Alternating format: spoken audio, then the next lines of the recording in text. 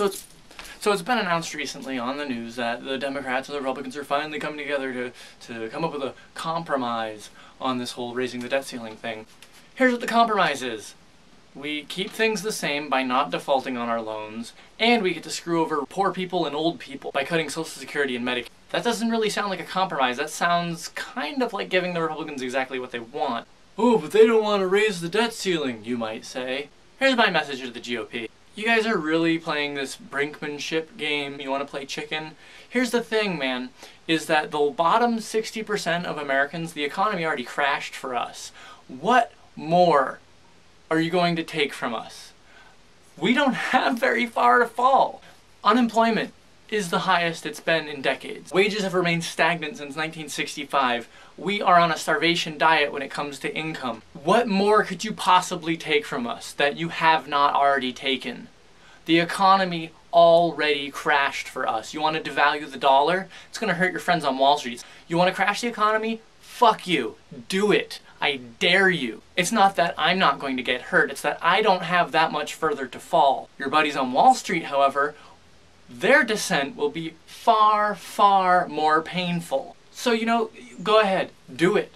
And a message to the Democrats. Your compromise isn't a compromise. Grow a fucking pair. Oh wait, you're also serving the same Wall Street assholes. This entire debate about raising the debt ceiling, about this brinkmanship with defaulting, with cutting social spending, and nobody's talking about cutting our military budget. Nobody's talking about shutting down any of the 700 plus military bases that we have around the world.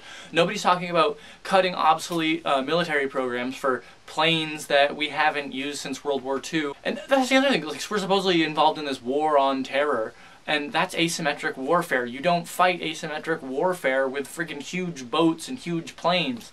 You fight it with, you know, computer hackers and intelligence. So nobody's talking about cutting the extremely wasteful Pentagon budget, and that's absolutely absurd. We cannot be serious about solving our fiscal crisis without talking about cutting military spending. It's absolutely irresponsible to do so. And the other thing is, military spending doesn't create jobs. Like, sure, it creates like a few jobs, or we make bombs and bullets, we send those overseas, they get fired off, they explode. That wealth that's created is gone, it's destroyed, it does not multiply fiscally, it doesn't help the economy at all. But if we spend money on social spending, which I've explained in video after video, and I don't know, you could view them here, I guess. I'll put a bunch of links up over there. Social spending. When you spend money on social spending, you're giving money to people who don't have any money so that they can spend money on things that they need, like groceries, like consumable goods, like video cameras, or on flags, or whatever. Whenever money gets spent, it counts, again, in the GDP.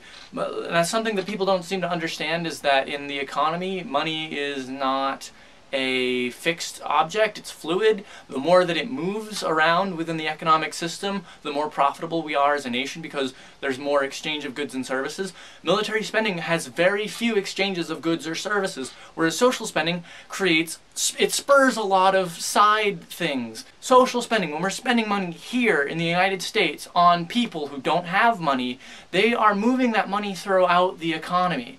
And so to cut social spending like Medicare or Social Security is going to further collapse the economy. You're going to reduce the amount of money that people in the lower 60% have, and then they're not going to be able to spend that money. Because under capitalism, the people who have all the money own the means of production anyway. When we purchase things from the people who own the means of production, that money that we spend ends up back in their pockets anyway, and our labor is devalued so that we make less than what the products that we make are worth. Or the products that we're selling if we work in retail. So if you don't take money from the richest at the top through taxation and then give it to the poorest people at the bottom, you will collapse the economy. And that's what we have seen for the past 30 years, is our economy collapsing because we've been cutting taxes, because we've been cutting government revenue, because we've been allowing wealth to accrue at the very top, and wealth has been sucked from the bottom and accelerated upwards to the very richest, because that's how capitalism works. That's how the system is designed to function. It is designed to bring all of the wealth from those who have nothing to begin with and then accelerate it upwards to those who have everything because they have the means to rig the entire system, to put their finger on the scale, and have everything come to them. They can use their money through Wall Street and through investments and through owning the means of production. They have the ability to use their wealth to bring more wealth to them. And when we return wealth to wealth, we get a collapsing economy. That's what we are seeing. Capitalism is designed to fail. And by going along with this GOP, Reaganite, Barry Goldwater, crazy-ass bullshit which does not work, we will crash the United States economy. If you don't want to tax the rich, if you don't want to spend money on social programs, then the only alternative for a functioning economy is democratic socialism. We can mandate by law that corporations have revenue sharing where everybody gets paid the same. But nobody's talking about that. So I guess, you know, if the Democrats aren't going to do it, if the Republicans aren't going to do it, of course the Republicans aren't going to do it. Well, why would I even say that? If the people who are in power aren't going to do it, we need to vote every single one of them out, and don't vote for either of the corporate parties. Vote crazy. Vote Green Party. Vote for people who you know can't win. Vote for the Socialist Party. Vote crazy, but vote these assholes out because all they are doing is taking all of the wealth in society, accelerating it upwards towards the people who already have all the money, and they're going to crush the American economy. To become a subscriber, go to punkpatriot.blogspot.com and go down over here.